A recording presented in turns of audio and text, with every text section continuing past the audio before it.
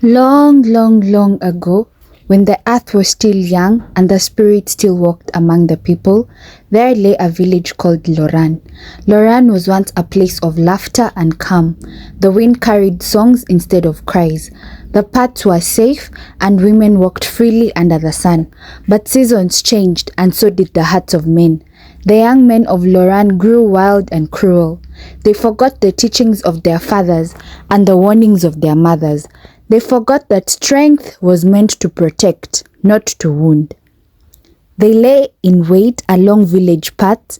They haunted the river banks where women fetched water. They harassed girls carrying baskets to the market. With loud voices and rough hands, they tore at clothes and dignity alike, driving women back to their homes in shame and fear. And though the women cried out, and though the elders were warned and told, no justice came. The chief heard these things, but he closed his ears. He said nothing, he did nothing. And so disorder ruled Loran. Then one dawn, when the mist still clung to the ground, Kezia came walking into the village. No one knew where she came from. Some said she rose with the morning fog. Others said the river had sent her.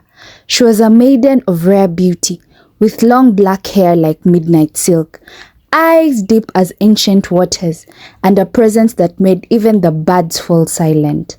Wherever Kezia walked, men turned their heads. And because wickedness had become custom, the young men followed her. But Kezia did not laugh with them. She did not speak to them. She simply walked. Jack followed her one morning and was never seen again. Otieno followed her the next day, and the earth swallowed his footprints.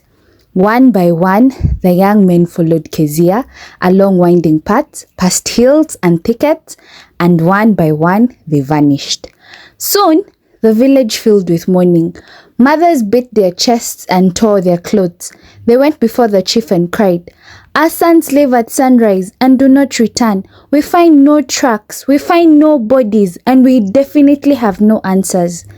But the chief waved them away, just as he had always done. Their sorrow did not trouble him, until fate finally turned its face towards his own house. One day, the chief's son saw Kezia walking alone. Like the others, desire clouded his wisdom. He followed her. Kezia neither beckoned nor fled. She led him beyond the known paths, over the hills, through the quiet valleys until they reached River Kataku, the longest and oldest river in the land. There, the water stood still. Kezia turned, and the earth trembled. Before the chief's son could cry out, she shed her human skin and rose as a colossal serpent, older than memory, heavier than judgment. She opened her jaws and swallowed him whole.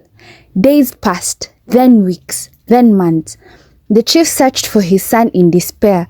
For the first time, he gathered men to seek the missing youths of Loran. They searched forests and neighboring villages, but the land gave no answers. Then on a silent evening, Kezia appeared at the chief's compound. For the first time, she spoke. Her voice was calm like flowing water. "The young men of Loran are gone," she said.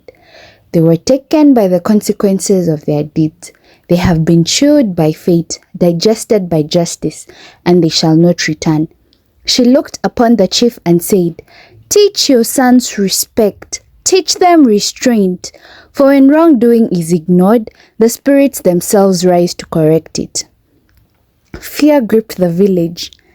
The men tried to seize her, demanding proof, demanding the impossible. But Kezia laughed, a sound like rushing water, and became a serpent once more, slipping into the earth and the river beyond reach. She was never seen again. From that day onward, Loran changed. Mothers spoke and fathers listened. Boys were taught that strength must walk with kindness. Women walked freely once more. And the elders say, even now, that when River Kataku runs dark and silent, Kezia is watching. For when justice sleeps, judgment awakens, and respect withheld will always return as reckoning. Please subscribe.